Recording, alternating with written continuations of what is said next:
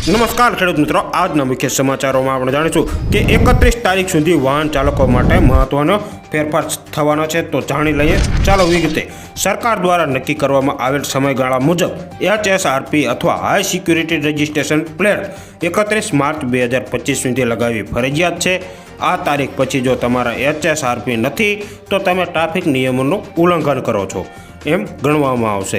આ માટે traffic police તમારું વાહન રોકી શકે છે અને વિરુદ્ધ ફાઇન અથવા તો ચલણ કાઢી શકે છે અને 5,000નું ચલણ લગાવી શકે છે. ખોટા વાહનોની ઓળખ, વાહનોની ચોરી, અન્ય ટ્રાફિક સમસ્યાને દૂર કરવા માટે સરકાર દ્વારા આ નંબર પ્લેટ ફરજિયાત કરવાનો નિર્ણય લેવાયો છે. તો કોઈ પણ ખેડૂત મિત્રોને જો HSRP high security registration number plate લગાવવાની બાકી હોય તો 31 માર્ચ સુધી લગાવી લેજો. નકર 5,000 રૂપિયાનું ચલણ ભરવાનું થશે અને ટ્રાફિક પોલીસ તમારું વાહન રોકી શકે છે. અને આ તો આપણા માટે જ ફાયદાની વાત છે કે ખોટો વાહન ઓળખવામાં અથવા વાહનની ચોરી થાય છે ત્યારે આ નંબર પ્લેટથી તેને શોધી શકાય તે માટે આ નંબર પ્લેટ લગાવવી ફરજિયાત કરવામાં આવી છે. હવે વાત કરી લે RBI દ્વારા માર્ચમાં કેલેન્ડર જાહેર કરવામાં આવ્યું. માર્ચ મહિનામાં હોળી, ધૂળેટી, રમઝાન, ઈદ, ગુડી પાડવા જેવા મહત્વપૂર્ણ તહેવારો આવી રહ્યા છે. તેથી માર્ચના ઘણા દિવસો સુધી બેંકો બંધ રહેવાની છે. RBIના કેલેન્ડર મુજબ માર્ચ મહિનામાં 12 દિવસ માટે બેંકો બંધ રહેશે.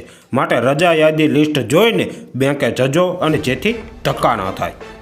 હવે વાત કરી લે 1 માર્ચથી થતા બદલાવ. 1 માર્ચથી મ્યુચ્યુઅલ ફંડ અને ડીમેટ એકાઉન્ટ સાથે જોડાયેલા નિયમો બદલાશે. હવે એક એકાઉન્ટમાં 10 નોમિની તમે બનાવી શકશો. નવા નિયમ મુજબ રોકાણકારોએ હવે તેમની નોમિની વિશે વધુ માહિતી આપવી પડશે. આ નોમિનીનો પાન, ડ્રાઇવિંગ લાયસન્સ અથવા આધાર કાર્ડ નંબર, છેલ્લા 4 આંકડા જેવી આવશ્યક ઓળખ આપવી પડશે. તો હવે નોમિનીમાં પણ 10 તમે નોમિની એડ કરી શકશો અને નોમિનીની બધી જ માહિતી તમારે આપવી પડશે.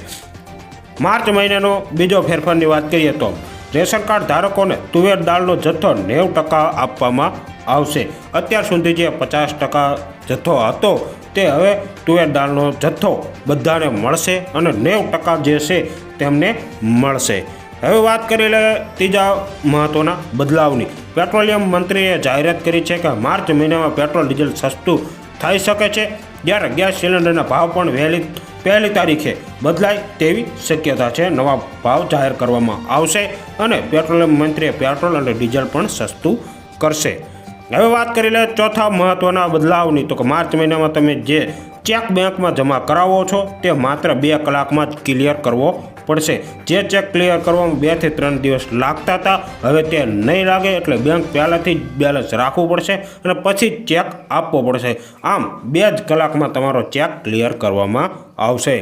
5મો મહત્ત્વનો બદલાવની વાત કરીએ તો અત્યાર સુધી બેંક અથવા બ્રાન્ચમાં ખાતું ખોલવું હોય તો ત્યાં પેન્શન મળતું હતું, પરંતુ હવે દેશની કોઈ પણ બેંકમાં પેન્શન તમે ઉપાડી શકશો. મહત્ત્વનો ફેરફાર કરવામાં આવ્યો છે કે બેંકમાં કોઈ પણ બ્રાન્ચે જઈ તમે ખાતું ખોલાવવું તો ત્યાં જ તમારે પેન્શન ઉપાડતું હતું, પણ હવે તે તમે ગમે ત્યાં ઉપાડી શકશો. હવે વાત કરી લે છઠ્ઠા મહત્ત્વના બદલાવની. તો કોઈ પણ એપ્લિકેશનમાંથી અત્યાર સુધીમાં UPI દ્વારા 5,000 રૂપિયા ટ્રાન્સફર થતા હતા, પરંતુ તે હવે વધારીને 10,000 રૂપિયા દિવસના ટ્રાન્ઝેક્શન કરી શકશો. એટલે આ મહત્ત્વના બદલાવ કરવામાં આવ્યા છે કે હવે તમે 5,000ની જગ્યાએ 10,000 રૂપિયા તમે ટ્રાન્સફર કરી શકશો. તો હવે વાત કરી લે મોદી સરકારની નવી યોજનાની જાહેરાત કરવામાં આવી છે. મોદી સરકારે સારા સમાચાર આપ્યા છે. હવે ભારતમાં વિકસિત દેશની જેમ નવી પેન્શન યોજના શરૂ કરવામાં આવશે. આ અંતર્ગત દરેક પેન્શનનો લાભ મળશે. આ નવી પેન્શન યોજનાનું નામ યુનિવર્સલ પેન્શન સ્કીમ છે, એટલે કે UPS છે. અને આ યોજના હેતુ દેશના તમામ નાગરિકોને વૃદ્ધાવસ્થામાં નાણાકીય સુરક્ષા પૂરી પાડવાની છે.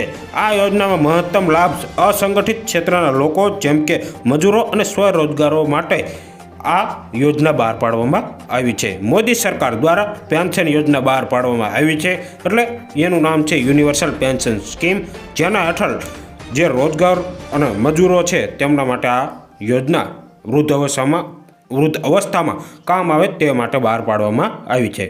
વાત કરી લે જૂના વાહનની નંબર પ્લેટનો નવા નિર્ણયની. તો કે ઘણા બધા વાહન માલિકો પોતાની જૂની ગાડીનો નંબર લકી માનતા હોય છે, ત્યારે સમગ્ર રાજ્યમાં હવે પ્રાદેશિક વાહન વ્યવહાર એટલે કે RTO અને વાહન વ્યવહાર કમિશન દ્વારા લેવાયેલા નિર્ણય અનુસાર હવે કોઈ પણ વાહન ચાલક પોતાના જૂના વાહનને લગાવેલા નંબર પ્લેટ જૂના વાહન સામે નવું વાહન ખરીદતી વખતે તે નંબર લઈ શકે છે. જોકે તે નંબર રાખવા અમુક શરતોનું પાલન પણ કરવું પડશે. તો હવે મહત્વનો ફેરફાર આવી ગયો છે. નિર્ણય લેવાયો છે કે તમારી જૂની ગાડીનો નંબર પ્લેટ છે તે નંબર પ્લેટ તમે નવું વાહન કોઈ ખરીદો તેમાં લેવું હોય તો તમને મળશે અને કોઈ પણ ઓલા વગર તમને આમાં થોડીક નિયમ અને શરતો આવશે. તેના આધારે તમે ઈના નંબર લઈ શકશો. વાત કરી રહ્યા નવું મીટર લગાવો અને વીજળી સસ્તી મેળવો. તો કે રાજ્ય સરકાર દ્વારા ગુજરાતમાં સ્માર્ટ મીટર લગાવવાની પ્રક્રિયા હાથ ધરવામાં આવી છે. સ્માર્ટ મીટર બાબતે નાગરિકોને પ્રોત્સાહન આપવા માટે બપોરના સમયે સોલર ઉર્જાથી વીજળી ઉત્પાદન થતું હોવાનું રાજ્ય સરકારે બપોરે 11 થી 3 કલાક દરમિયાન જે યુનિટ વપરાય તે માટે 0.45 પૈસા રાહત આપવાની દરખાસ્ત કરી દીધી છે. સવારે અને રાત્રે વીજળી મોંઘી કરવામાં આવશે. અત્યારે સુધીમાં 6 લાખ જેટલા સ્માર્ટ મીટર લગાવવામાં પણ આવી ગયા છે. તો સ્માર્ટ મીટર લગાવવાનું શરૂ થઈ ગયું છે. જેને પણ લગાવવું હોય તે લગાવી શકે છે અને રાજ્યમાં સ્માર્ટ મીટર લગાવવાની પ્રક્રિયા હાથ ધરવામાં આવી ત્યારે બપોરના સમયે જે 1 થી 3 ગાળા દરમિયાન છે જે યુનિટ પેદા કરવામાં આવે છે તેમાં 0.45 પૈસાની રાહત આપવામાં આવશે. બાકી રાતના સમયે મોંઘા કરવામાં આવશે. હવે વાત કરી લઈએ 2000નો હપ્તો લેવાશે પરત. પીએમ કિસાન સન્માન નિધિ યોજનાનો લાભ લેતા પતિ પત્ની અન્ય માઠા સમાચાર. તેમાંથી ફક્ત એકને જ લાભ મળશે, બીજાને લાભ મળશે નહીં. કૃષિ વિભાગ દ્વારા કરવામાં આવેલી ચકાસણીમાં લગભગ 5733 એવા દંપતી મળી આવ્યા છે જેમાં બંને યોજનાનો લાભ લઈ રહ્યા છે. તેમની સામે વસૂલાતની પ્રક્રિયા શરૂ કરવામાં આવશે. આ વસૂલાતના સમાચાર સામે મળતા 1600 ખેડૂતોએ પોતે જ સન્માન નિધિ રકમ કૃષિ વિભાગને પરત કરી દીધી છે. તો હવે 2000નો હપ્તો પાછો ક્યાં આપવામાં આવશે? એક જ ઘરના અને એક જ ખેતરના બે પતિ પત્ની જે લાભ લેતા હોય છે તો તેમને હવે પૈસા પાછા આપવા પડશે.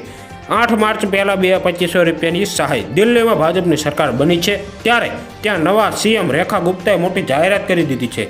જે મુજબ કહેવામાં આવ્યું છે કે ભાજપના વચન મુજબ 2500 રૂપિયાનો પહેલો હપ્તો 8 માર્ચ સુધી મહિલાઓના ખાતામાં ટ્રાન્સફર કરવામાં આવશે. જો દિલ્હીમાં ભાજપ સરકાર મહિલાઓને 2500 રૂપિયા દર મહિને આપે છે તો ગુજરાતમાં પણ આપવા જોઈએ કે નહીં તે તમારું શું કહેવું છે કોમેન્ટમાં જરૂર કહેજો. 30 વર્ષથી સરકાર છે તો કેમ નહીં અમને પણ ન મળે 2500 રૂપિયા? તો 2500 રૂપિયા આપશે સરકાર. રત્ન કલાકારો માટે મોટી ખુશખબર. ગુજરાતમાં રત્ન કલાકારો માટે મોટા સમાચાર સામે આવી રહ્યા છે. લાંબા સમયથી મંદિરનો મહારસાન કરી રહેલા હીરા ઉદ્યોગમાં તેજ જોવા મળશે. વિશ્વમાં ઝવેરાતની માંગ વધતા હવે હીરા ઉદ્યોગમાં ફરી એકવાર તેજીનો માહોલ જોવા મળી રહ્યો છે. ફરી રફ ડાયમંડની માંગ વધારો થઈ રહ્યો છે. આથી હવે રત્ન કલાકારો માટે હીરા બજારમાં નવી તકો ઊભી થશે. હીરા બજાર ફરીથી ધમધમી ઉઠશે. પીએમ કિસાનનો બાકી હપ્તો. પીએમ કિસાન બિહારમાં ભાગલપુરમાં આયોજિત એક ખાસ કાર્યક્રમ દરમિયાન પીએમ કિસાન સન્માન નિધિ યોજનાનો 19મો હપ્તો જાહેર કર્યો હતો. ત્યારે 9.8 કરોડ ખેડૂતોને રૂપિયા 22,000 કરોડથી વધુ રકમની સહાય ચૂકવવામાં આવી છે. બેંક ખાતામાં જમા કરવામાં આવી છે. ગુજરાતમાં કુલ 51.41 લાખ રૂપિયાથી વધુ ખેડૂતોને રૂપિયા 1148 કરોડથી વધુ ચૂકવાયા છે. શું તમે હપ્તો મળ્યો છે? કેવાયસી કરાવી લેજો જેથી પોસ્ટ ઓફિસનું ખાતું ખોલાવી જોઈન્ટ કરી દો. બાકી હપ્તા પણ આવી જશે. જો તમારે હપ્તો ન મળતો હોય અને બાકી હોય તો તમે કેવાયસી કરાવી શકો છો. પોસ્ટ ઓફિસનું ખાતું ખોલાવી લો અને તેમાં જોઈન્ટ એકાઉન્ટ કરી દો એટલે તમારે બાકીના હપ્તા પણ મળી જશે. એક દેશ એક સમય એવું કહી રહ્યા છે મોદી. હવે દેશની દરેક વ્યક્તિ ભારતીયના માનસ સમય એટલે કે આઈએસટી અપનાવવો પડશે. એક દેશ એક કર વ્યવસ્થા એટલે કે જીએસટી લાગુ કર્યા પછી એક દેશ એક ચૂંટણી માટે પગલાં લઈ રહી છે. સરકાર હવે એક દેશ એક સમયની યોજના પર કામ કરી રહી છે. સમયને સમાન બનાવવા માટે ભારતીય સરકાર માનક સમયનો ઉપયોગ કરવા ફરજિયાત બનાવવા માટે નવો ડ્રાફ્ટ તૈયાર કરી રહી છે. ડ્રાફ્ટ અનુસાર તમામ સત્તાવાર અને વ્યવસાયિક દસ્તાવેજ માટે સમય સંદર્ભ તરીકે આઈએસટી ફરજિયાત કરવામાં આવ્યું છે. જો કોઈ આ નિયમોનું પાલન નહીં કરે તો દંડ પણ ભરવો પડશે.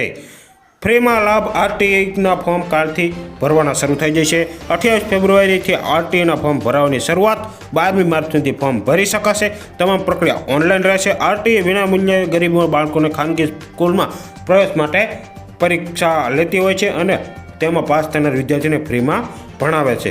ફોર્મ ભરવાની તમામ પ્રક્રિયા કરવાની રહેશે ઓનલાઈન. તો તમે ઓનલાઈન ફોર્મ ભરી શકો છો. આરટીઆઈના ફોર્મ કાલથી શરૂ થવાના છે.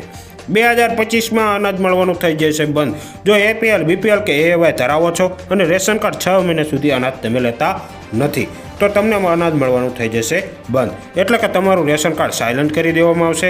તો વર્ષ 2025માં આવા સાયલન્ટ કરેલા રેશન કાર્ડ ફરીથી શરૂ કરવામાં આવશે અને અનાજ પણ આપવામાં આવશે. મહેસૂલ વિભાગ દ્વારા ખેડૂતો માટે મોટો નિર્ણય. ખેડૂતો દ્વારા એક માત્ર બચત રહેતી એવી ખેતીની જમીન પણ જો બિનખેતી કરાવે તો પણ ખેડૂતો પ્રમાણપત્ર મેળવી શકશે. બિનખેતી કર્યાના 1 વર્ષમાં કલેક્ટર અરજી કરીને પ્રમાણપત્ર મેળવી લેવાનું રહેશે. પ્રમાણપત્ર મળ્યા પછી 2 વર્ષમાં નવી જમીન ન ખરીદી કરી લેવાની રહેશે. તો આ હતા આજના મુખ્ય સમાચારો. કેવા લાગ્યા કોમેન્ટમાં જરૂર બતાવજો.